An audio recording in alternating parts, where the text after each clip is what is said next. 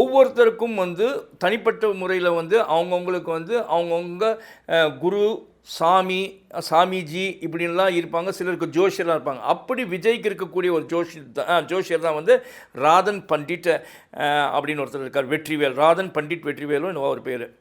அப்படி ஒருத்தர் இருக்கார்.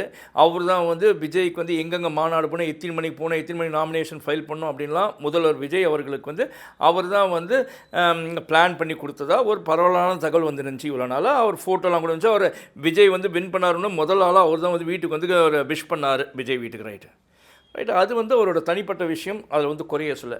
ஆனால் இதே விஜய் அவர்கள் தான் வந்து பதவியேற்ற அன்னைக்கு என்ன சொன்னார்னா வந்து கஜானாவை காலி பண்ணி வச்சுட்டு போயிட்டாங்க அப்படின்னு சொன்னார். அப்படிப்பட்ட கஜானாவே காலி பண்ணி வச்சுட்டு போயிட்டாங்க, எதுவுமே நிதியே இல்லை அப்படின்னு சொன்னவர் வந்து ஒரு தேவையில்லாத ஒருத்தருக்கு வந்து, அதாவது அவருக்கு பர்சனலாக யூஸ்ஃபுல்லாக இருக்கும், அவர் சம்பளம் கொடுத்து வச்சுக்கோங்க, அவருக்கு வந்து எதுக்கு கவர்மெண்ட்டில் வந்து ஆன் ஸ்பெஷல் டியூட்டின்ட்டு அந்த ராதன் பண்டிட் வெற்றிவேலுக்கு வந்து ஒரு டெசிக்னேஷனை கொடுத்துருக்காரு. அவருக்கு வந்து இன்றைக்கி ஜியோவை பாஸ் பண்ணால் அவர் வந்து கவர்மெண்ட் ஸ்டாஃபாக ஆக்கிட்டாங்க ஆன் ஸ்பெஷல் டியூட்டின்னு. இது தேவையான ஒரு விஷயமானால் கண்டிப்பாக தேவையில்லாத ஒரு விஷயம்தான்.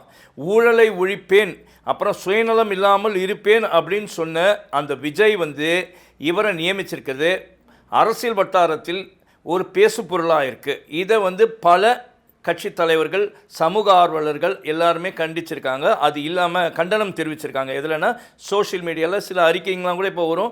ப்ளஸ் அது இல்லாமல் சோஷியல் மீடியாவில் இருக்க ஆட்களுங்களே வந்து பலர் வந்து இதை பற்றி ஒரு குறையாக தான் சொல்லியிருக்காங்க.